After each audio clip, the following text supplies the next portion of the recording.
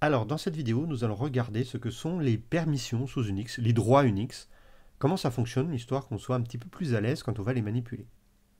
Alors, la première chose à voir, c'est que je vais pouvoir faire apparaître les permissions avec la commande ls-l. ls-l va m'afficher le détail du contenu d'un répertoire, et tout le début ici va contenir ces fameuses permissions.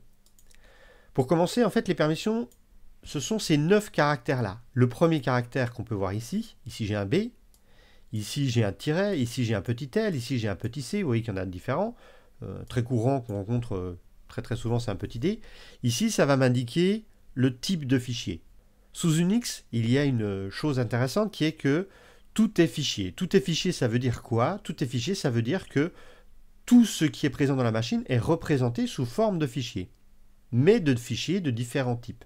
Alors, le premier fichier dont je peux parler, c'est le fichier que vous connaissez tous, c'est ce qu'on va appeler le fichier régulier. Le fichier régulier, c'est un fichier texte, c'est un fichier binaire, c'est un fichier qui en réalité est une sorte de petit conteneur dans lequel on va stocker des informations. C'est celui qui apparaît quand j'ai un petit tiret ici, au début de la ligne. Ensuite, le deuxième plus fréquemment rencontré, c'est ici le petit d. Le petit d est un répertoire. Le répertoire, c'est juste un fichier un petit peu spécial qui est fabriqué comme étant une liste de fichiers. Un répertoire est une liste de fichiers. Et il y en a plein d'autres. Il y en a plein d'autres, vous connaissez peut-être déjà le lien symbolique avec un petit L, mais il y a également les fichiers qui permettent d'accéder au périphérique. Habituellement, c'est ce qui est présent dans le répertoire /dev, les fichiers qui commencent par un petit B ou un petit C. Et puis, il y a également des fichiers qui servent à faire de la communication entre différents processus. Ici, j'en ai mis qu'un, c'est un fichier qui commence par un petit P, c'est ce qu'on va appeler un tube nommé, named pipe, c'est une sorte de fil FIFO. Peu importe pour l'instant à quoi ça correspond, tout cela sont donc des fichiers, et tout cela ont, comme on peut le voir ici, différents droits qui leur sont associés. Donc les droits correspondent à ces 9 caractères-là. Deuxième chose à bien comprendre pour pouvoir manipuler ces droits, c'est qui va avoir besoin d'accéder à un fichier, qui va avoir besoin d'ouvrir, d'écrire, d'effacer, de lire le contenu d'un fichier. Mais il s'agit d'un processus.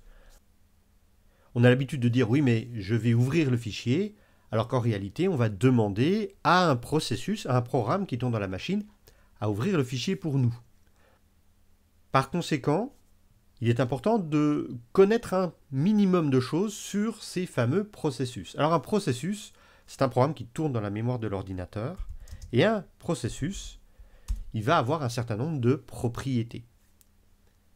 Ici, on peut voir quelques-unes des propriétés de ces processus. Je vois deux processus, et dans ces deux processus, le processus bash et le processus ps, je vais voir notamment leur numéro de processus, le PID, également le PPID, qui est le numéro du processus parent. Alors, ce n'est pas une propriété qui va nous intéresser ici. Nous, la propriété qui va nous intéresser ici, c'est celle-là. C'est le UID. Cette propriété-là va définir l'utilisateur de la machine qui fait tourner le processus. Derrière, cet utilisateur-là est associé à un numéro, mais pour des raisons de simplicité de manipulation et de compréhension, le système nous le présente sous la forme d'une chaîne de caractères. Ici, c'est l'utilisateur Yves, mais il est en réalité associé à un numéro en particulier. Ici, on peut voir que le numéro de l'utilisateur Yves, c'est le numéro 1000. Dans la machine, à l'intérieur de la machine, c'est que ce numéro-là qui compte.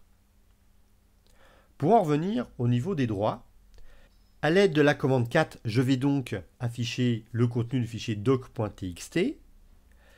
En tapant cette commande cat, mon processus dans lequel je me trouve, qui est mon shell, qui est le processus qui s'appelle bash, il va alors créer un processus cat. Ce processus cat va recevoir le même propriétaire que le propriétaire du processus bash. C'est-à-dire que cat va tourner sous l'identité de l'utilisateur Yves. Et dans ce cas-là, c'est donc le processus cat qui tente d'accéder au fichier doc.txt. Et en l'occurrence, on peut le voir, il n'en a pas le droit. Donc ça, c'est la première chose importante à bien comprendre, c'est qu'il ne s'agit pas de l'utilisateur qui accède à un fichier, il s'agit toujours d'un processus qui accède à un fichier. Et chaque processus est associé à un utilisateur. La deuxième chose, ça va être que pourquoi est-ce que ce processus 4 n'a pas le droit d'accéder au contenu du fichier doc.txt. Si je regarde plus en détail les droits du fichier doc.txt, on va voir ici que, a priori, il n'y a pas beaucoup de caractères qui vont m'indiquer les droits. Les caractères qu'on va rencontrer sur ces 9 emplacements, sur ces 9 éléments qui m'indiquent les droits, vont toujours être de 4 sortes. On va avoir un petit r, un petit w, un petit x ou un tiret. Si vous cherchez, vous verrez que c'est soit un petit r, soit un petit w, soit un petit x, soit un tiret. Il n'y a pas d'autres caractères ici. En tout cas, les autres caractères qu'on peut rencontrer sont des cas spéciaux qui n'affectent pas les permissions. Ici, on peut constater que le caractère R apparaît 3 fois, et en réalité 3 fois devant 2 autres caractères. Dans le système, les droits vont être divisés pour 3 catégories d'utilisateurs. Ici, on verra que quand un processus appartient à la première catégorie d'utilisateurs, il pourra lire le fichier. S'il appartient à la deuxième catégorie d'utilisateurs, il pourra lire le fichier. S'il appartient à la troisième catégorie d'utilisateurs, il pourra également lire le fichier. Par contre, s'il appartient à la deuxième catégorie d'utilisateurs, il ne pourra pas écrire dans le fichier. Le W, ici, est toujours présent en deuxième position de la triplette de droits. Et la troisième position correspond au petit x, qui est l'exécution. Donc, si je récapitule cette petite explication, mes droits sont présents sur ces 9 caractères-là, et il s'agit de 3 droits possibles qui vont se répéter. Ici, le droit de lecture, le droit d'écriture, mais il n'y a pas le droit d'exécution. Le droit de lecture, mais il n'y a pas le droit d'écriture, mais il n'y a pas le droit d'exécution. Ici, le droit de lecture, sans droit d'écriture et sans droit d'exécution.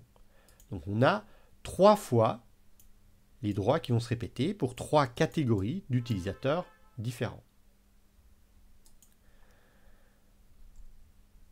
Si je visualise les droits de fichier 2, je vais voir que les droits du fichier qui s'appelle fichier 2 sont assez complexes.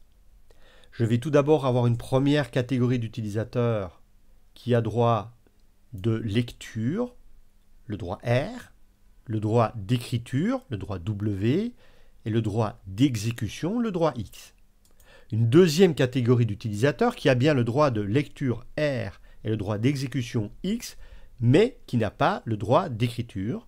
Et enfin, une troisième catégorie d'utilisateurs qui, elle, n'a absolument aucun droit sur le fichier. Alors, quand un processus va ouvrir ce fichier, il va y avoir une comparaison entre le propriétaire du processus, celui qu'on avait vu avec le UID ici pour chaque processus qui tourne dans la machine, avec le propriétaire du fichier, qui se trouve en réalité, pour nous, ici. Si jamais il y a correspondance entre les deux, ça veut dire que le propriétaire du processus est le même propriétaire que le propriétaire du fichier. L'utilisateur est propriétaire à la fois du fichier et du processus. Dans ce cas-là, il va s'agir de cette première triplette de droits qui va être appliquée, et donc le processus pourra lire dans le fichier. Le processus pourra écrire dans le fichier, et le processus pourra exécuter le fichier. Par contre, s'il n'y a pas correspondance entre les deux, ce qui n'est pas le cas ici. Ici, on a bien la correspondance, mais si jamais c'était Pierre qui était propriétaire du processus, alors on verrait tout de suite que Pierre est différent de Yves. On va alors regarder si l'utilisateur Pierre fait partie du groupe du fichier.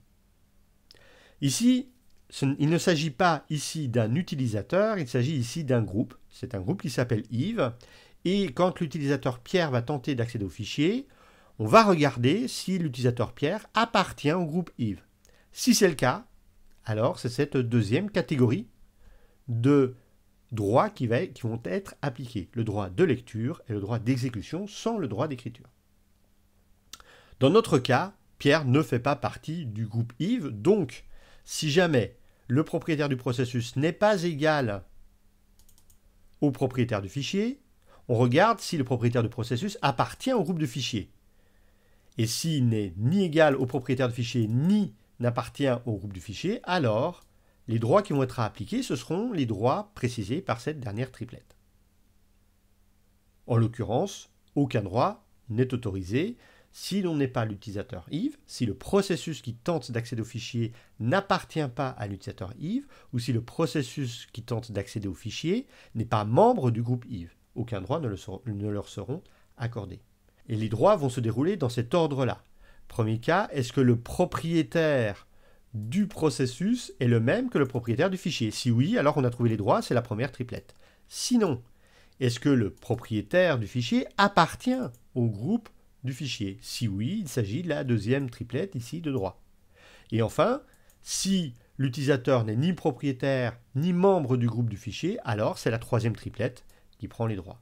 On dit ici que c'est le droit U, parce qu'en anglais c'est le user owner, c'est l'utilisateur qui est propriétaire du fichier.